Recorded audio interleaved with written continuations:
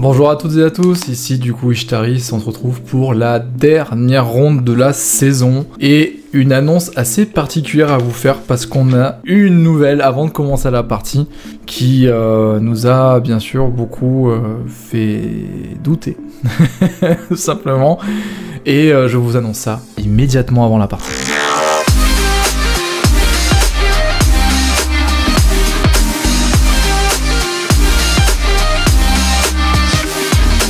Alors il faut savoir qu'à Romans en fait on a des gens qu'on connaît bien, hein, qu'on se rencontre souvent, que ce soit en couple au bâtiment, que ce soit en open, individuel, etc. Et en fait je suis très pote avec le monsieur qui s'appelle Alain Beck, qui gère un peu tout ce qui se passe du côté de Romans et du côté du comité. Enfin voilà, c'est quelqu'un qui a beaucoup de responsabilités. Et ce monsieur qui me dit, bah écoutez, moi c'est moi qui envoie les mails à tous les directeurs de groupe dans lequel on fait partie, donc nous on est le groupe H. Et en fait, il nous dit, bah voilà, vous allez pouvoir jouer les barrages, c'est bien.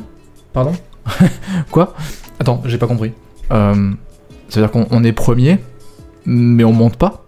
Ah oui, il y a que en fait le meilleur de tous les groupes qui monte. Bah écoutez, il y a au bout d'un moment où faut pas se foutre trop de notre gueule, quoi. Parce que, en fait, on a tout gagné. Donc, qui pourrait être meilleur que nous, quoi. Et en fait, on s'est rendu compte qu'il y avait un groupe, du coup, une poule, où ils étaient plus nombreux. Et donc, du coup, ils ont eu plus de matchs. Donc, ils ont eu plus de points. Et vu qu'ils ont eu plus de points, et ben, la fédération a fait... ah, je regarde... Ah, eux, ils ont plus. C'est eux qui passent. Bah oui, mais bien sûr, ils sont plus nombreux. Donc, en fait, cette équipe-là, elle est passée. Voilà. Et tous les autres... barrage. C'est-à-dire que là, on est premier. Mais on n'est pas encore en National 4. Donc bah forcément, on va faire au mieux. Et en fait, on se dit, maintenant, on est obligé de gagner, parce que peut-être que cette équipe là-bas, là, qui fera un moins bon résultat que nous, va passer derrière. Donc on se dit, maintenant, faut qu'on gagne. Parce qu'on n'est pas à l'abri d'une nouvelle dinguerie. Donc, on y allait en mode détente, et une fois qu'on est sur place, on est en mode destruction. Et là, on joue pas pour... voilà, on a envie de détruire. Donc, j'affronte un monsieur qui doit avoir entre 50 et 55 ans, très très sympathique, avec qui j'ai analysé la partie juste après, et qui s'appelle Gilles Berthet, donc qui est non classé. De toute façon, ça a été ma spécialité de taper des non classés pendant ces 2 dernières années. Très très dur de se classer du coup, et d'augmenter son classement, parce que quand vous jouez quelqu'un qui n'est pas classé, la partie ne compte pas pour votre classement. Voilà, ça il faut le savoir. Que ce soit une défaite ou une victoire, votre partie ne comptera pas pour le classement, et de ce fait, lui, ça va lui valoir pour avoir son total de base, mais vous, que chi. Donc du coup, baiser. Voilà. Donc, monsieur Berthet et Gilles, on s'assoit, tout ça, on se tord la main, et puis j'appuie sur la pendule, et le monsieur, pauvre de lui, il m'envoie D4. Là, vous savez ce que je fais sur D4. Hein. Maintenant, je pense que vous commencez à comprendre la série. J'envoie F5. Il commence à hausser les yeux avec les sourcils, là. Ah. Je le refais pour ceux qui n'ont pas vu. Voilà. C'était sa réaction du genre, oh putain, qu'est-ce qu'il me fait, lui? Donc forcément, lui, il était dans l'ambition de jouer un grand bidam, il va continuer. Et moi, je me dis, le fou, il n'arrivera pas en C4. Je pourrais jouer G6, Malingrad. Sauf que... j'ai une nouvelle préparation. Et maintenant, quand je vois C4, j'ai à la fois G6 Stalingrad, mais maintenant, je sais aussi que E6, il y a des lignes vachement tendues dessus, dont ce que j'ai appelé la Nimzo hollandaise. Et la Nimzo hollandaise, on va voir la préparation. Elle est pas piquée des hannetons. Cavalier C3,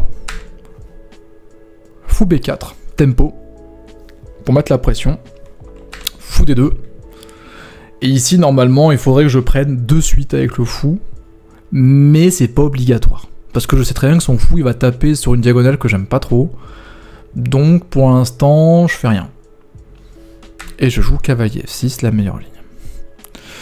Donc ici, ce qu'il faut jouer après ça, ce serait du coup G3, pour pouvoir développer son fou en fianchetto. Il y a F3 qui existe aussi pour soutenir E4.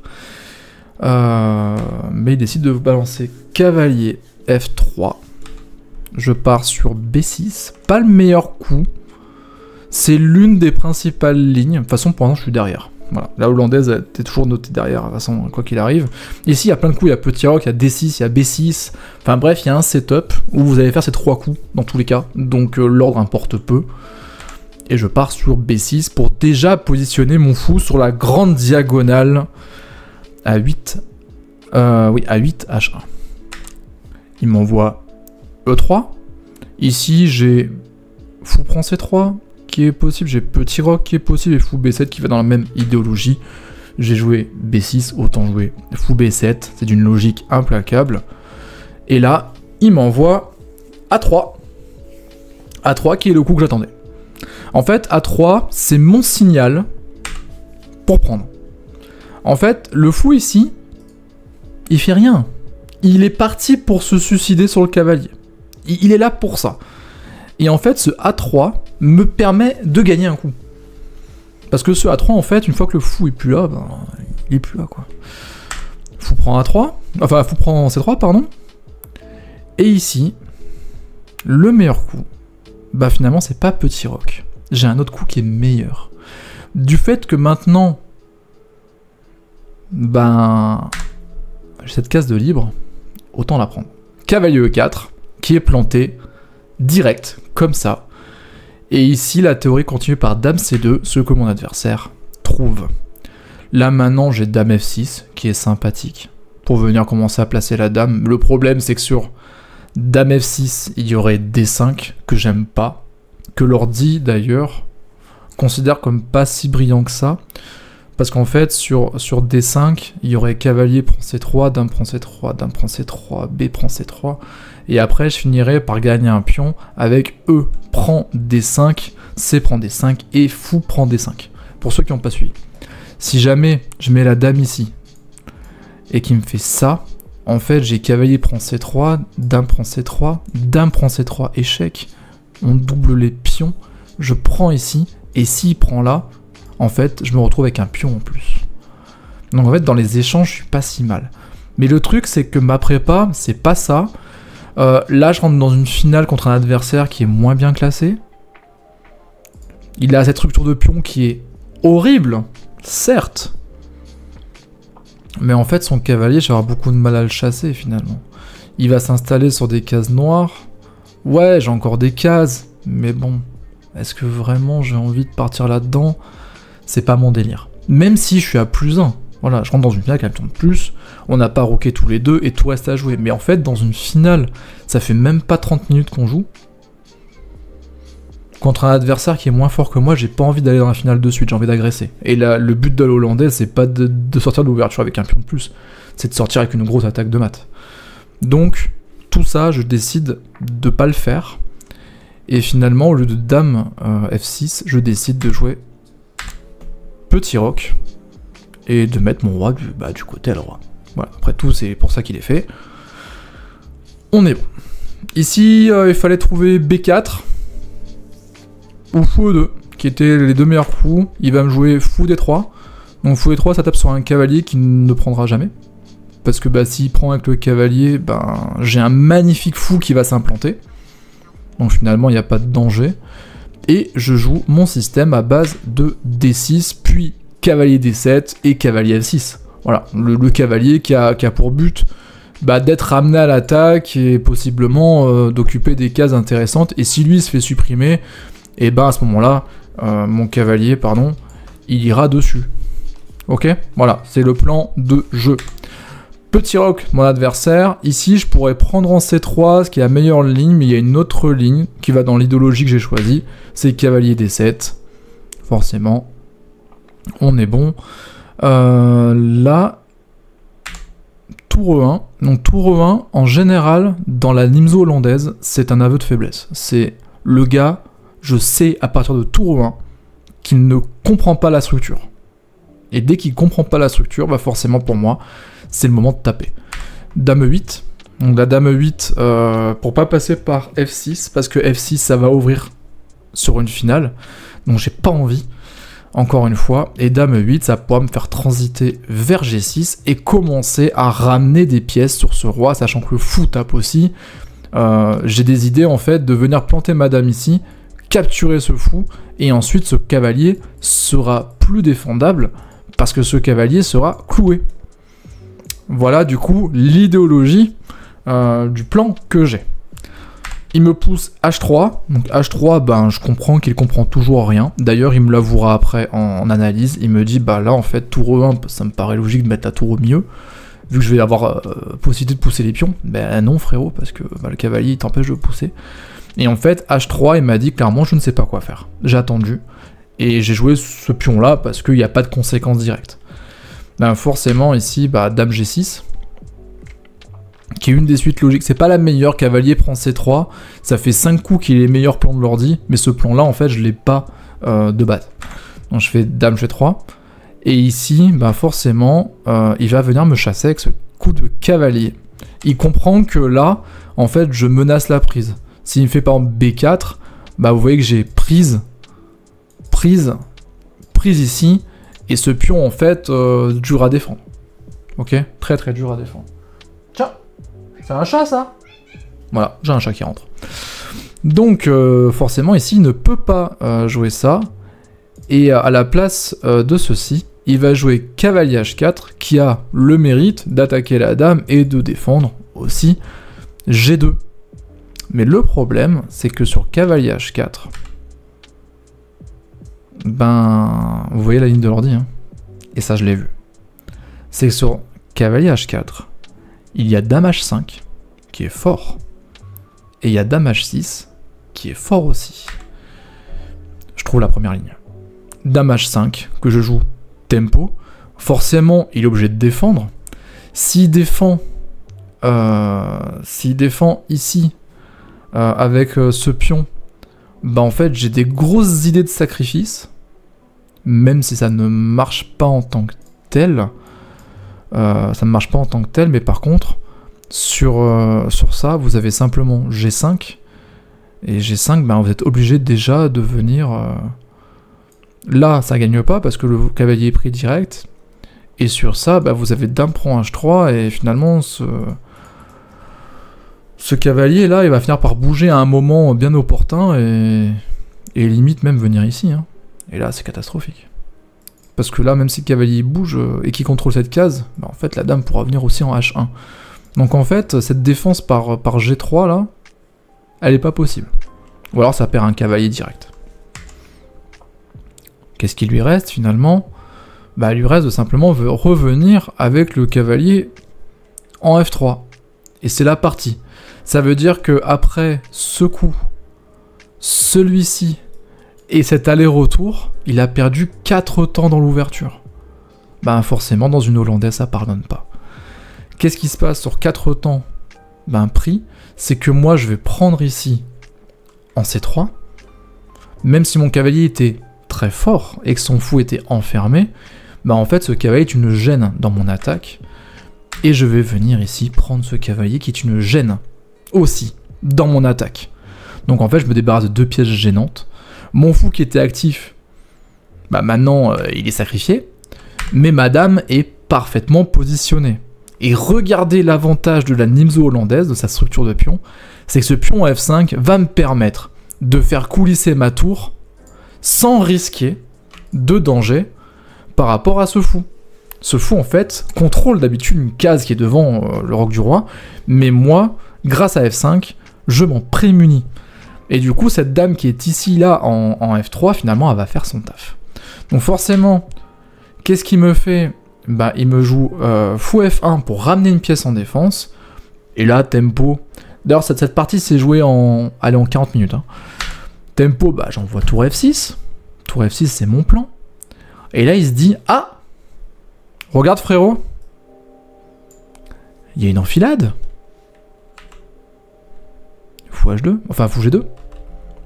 Bah, il s'est dit, d'ailleurs il m'a dit à l'analyse, il m'a dit, bah je pensais que tu avais fait une erreur, je me suis empressé de jouer ce coup. Bah ouais, mais tour G6.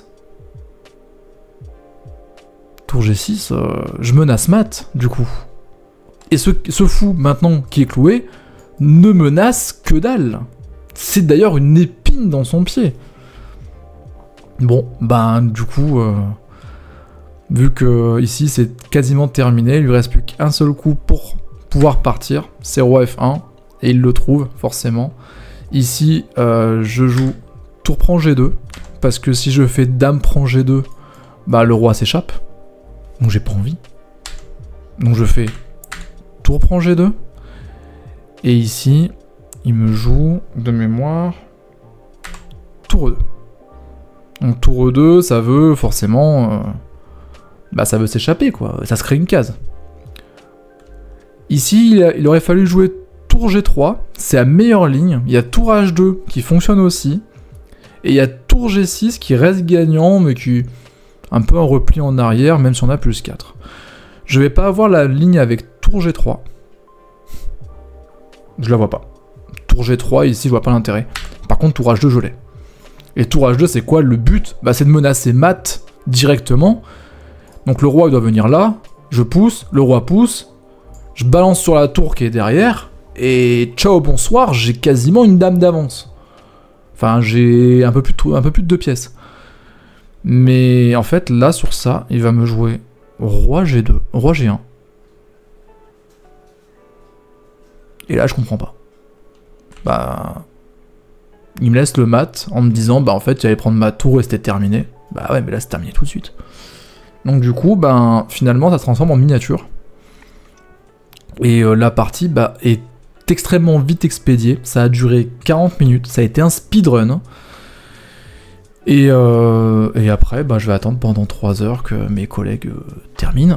Sachant qu'au bout de 10 minutes... Mon échiquier numéro 4, moi je joue au 3 là, mon 4 revient avec une victoire, donc du coup on assure le match nul, et la première place de la poule, enfin dans tous les cas on était premier, mais voilà, donc on sait déjà qu'on a un match nul, et peu de temps après, du coup, le premier échiquier va aussi gagner, donc on mène 3-0 et on est sûr vraiment de faire le maximum de score. Malheureusement, ben, le groupe où il y avait plus de gens font plus que nous en termes de points, en même temps c'est normal, et donc c'est eux qui passent directement sans jouer les barrages. Merci la fédération. On va partir du coup sur l'analyse, et on va voir un petit peu à combien de précision on a joué. Et là par contre on se retrouve avec un 93-3 beaucoup plus propre qu'avant. D'ailleurs j'ai une occasion manquée, je vais aller voir ce que c'est. Occasion manquée... Bah je la vois pas. Ok. Donc la hollandaise. Donc tout ça c'est théorique. Meilleur coup, théorique. D'ailleurs ici, là c'est meilleur coup, mais là c'est théorique. Ok, bon bah... Ok.